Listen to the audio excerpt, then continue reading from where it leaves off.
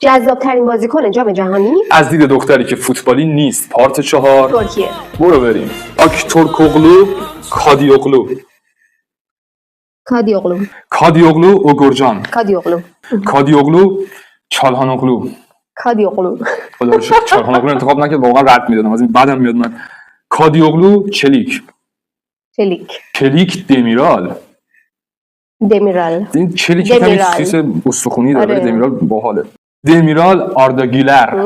خیلی بچه است. خیلی بچه. دمیرال. پسرا میگم آقا این بچه خوشگله فلان داستانا، احساس می‌کرد احتمالاً آرداگول رو بیاره. و اینو بگم که برای ما پسرا فقط خوشگله. دمیرال ایلماز. دمیرال آیهان. دیگه داره سخت میشه. دمیرال المالی.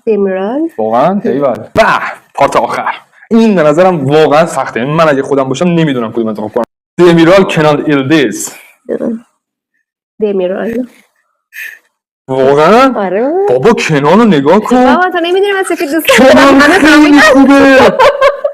بابا کنان زشته بیشون. کنان موهاشو ببین اصلا استایلش لبخندشو زاویه فکو. اباحت مردونگی ملاک، خوشگلی ملاک نیست. دختر باید خوشگل بشه، پسر که نباید خوشگل بشه.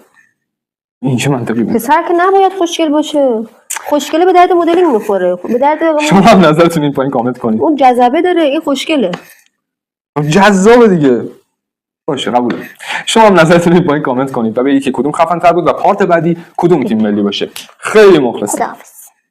ولی این خدایی خوشگله ولی دمیرال جذابه.